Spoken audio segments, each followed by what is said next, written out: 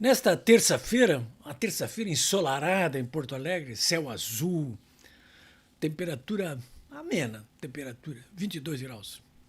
São 4:30 da tarde.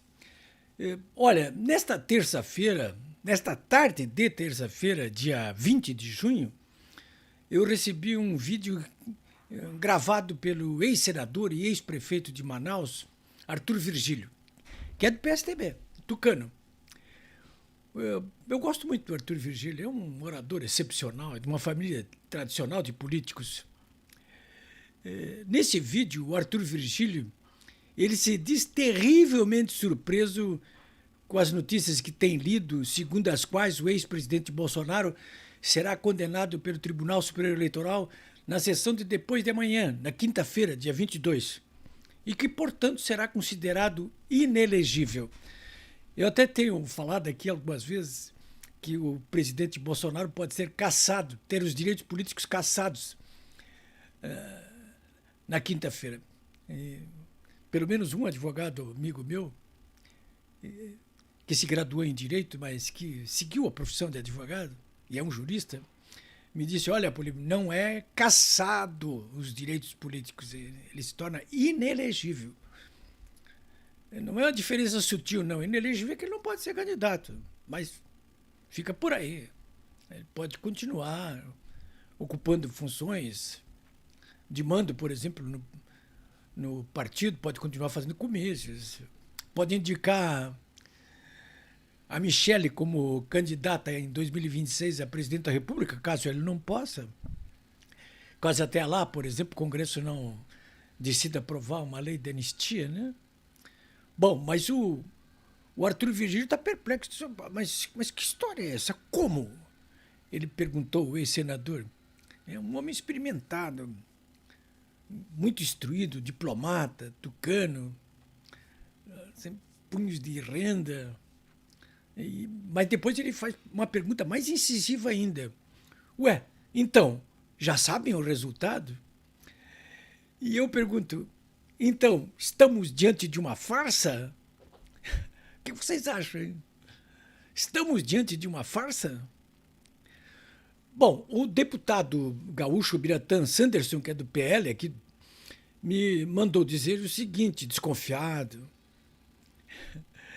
Ele diz com razão o seguinte, olha, 5 dos 7 ministros foram nomeados por Lula. Ele espera que esses 7 ministros tenham uma decisão técnica, que respeitem a lei.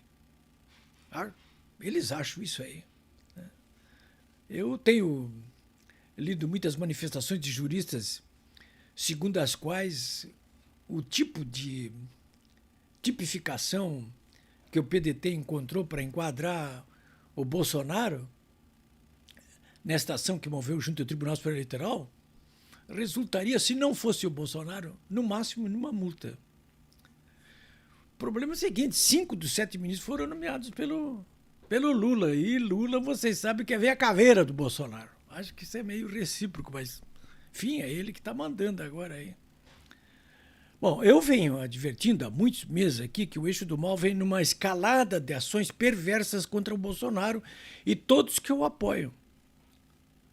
Basta ver o que aconteceu com aqueles 1.200 patriotas que foram presos lá diante do QG do Comando Militar do Planalto no dia 9 de janeiro. Essas ações todas deles, né, do Eixo do Mal, projetam o fortalecimento político, policial e militar de quem os apoia para o bem e para o mal, né? Mais para o mal. O caso mais escabroso ainda, que está por esclarecer, é esse relacionado com os acontecimentos dos dias 8 e 9 de janeiro. Você sabe que existem pelo menos 3 teorias a respeito do que aconteceu no dia 8 de janeiro e no dia 9. Primeiro, teriam sido desdobramentos das concentrações e manifestações pacíficas diante dos quartéis, aproveitadas por uma minoria agressiva que fez o que não devia ter feito. Essa é da fada madrinha, né? A primeira interpretação. A segunda foi uma... Essa é do lulopetismo, né? Então, essa é do Lúcifer, né? Foi uma tentativa de golpe de Estado promovida por Bolsonaro in absento, ou seja, na ausência dele. É a narrativa que está prevalecendo aí no meio lulopetista, aí, inclusive na mídia, que de uma ou de outra forma eles controlam aí. E a terceira foi uma tentativa de golpe de Estado, desfechada por Lula da Silva e sua turma lulopetista. Eu fico com essa. Eu prefiro ficar com essa última hipótese. Um contragolpe desfechado por Lula da Silva e sua turma lulopetista, pelo eixo de mal. Bom, eu prefiro ficar com esta última hipótese e a CPMI do 8 de janeiro vai desvendando o caráter criminoso, hipócrita, safado das chamadas narrativas construídas de modo nem um pouco republicano. Para enganar quem? Para enganar o povo brasileiro. Evidentemente, é simples assim. As manifestações do dia 8 de janeiro, claro que ocorreram, evidente. Mas os manifestantes que durante meses permaneceram concentrados diante dos quartéis, de modo pacífico, na verdade foram atraídos por uma armadilha política, visando justamente alcançar o resultado que todos conhecem, que acabaram fortalecendo o eixo do mal e colocando contra a parede toda a oposição, todos os democratas, com ênfase para o próprio Bolsonaro. A CPMI foi convocada para desmascarar os criminosos políticos, que já vinham sendo desmascarados. Antes, no Mensalão, na Lava Jato. Essa gente nunca vai desistir da obra maléfica de manter o povo brasileiro na ignorância e o Brasil no campo do atraso. Hoje, na sessão, agora, né? Terça-feira, dia 20 de junho, hoje, na sessão da CPMI, o ex-diretor-geral da Polícia Rodoviária Federal começou a desmascarar essas falsas narrativas que o eixo do mal vem construindo aí com a cumplicidade da mídia tradicional.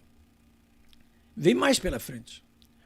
Hoje, nós também podemos comemorar a convocação para prestar depoimento na CPMI do general do Lula, o general G. da Silva, G. Dias, Gonçalves Dias, aquele que circulou dentro do Palácio do Planalto praticamente confraternizando com os invasores. Ele é um elemento chave para desvendar esse contragolpe. Ele foi demitido quando as imagens foram reveladas, eram fortes demais, mostraram a cumplicidade dele. Mas o ministro Moraes, apesar disso, não o chamou até agora para o inquérito dos atos antidemocráticos. Nesse inquérito só entra o pessoal do Bolsonaro, até agora. Uma parte, claro, do nosso pessoal, dos patriotas, acham que a convocação foi uma derrota para o eixo do mal. Não foi, e foi, né? Eles não queriam a CPMI. Depois, semana passada, conseguiram boicotar a convocação do general G. Dias. Hoje ele foi convocado. Foi uma derrota, né? Tiveram que recuar. Não vai ser a única. Chamado, quem for chamado, a verdade vai prevalecer de um modo ou de outro. Como dizia o ex-presidente Fernando Collor, duela quem duela. Os dados estão lançados.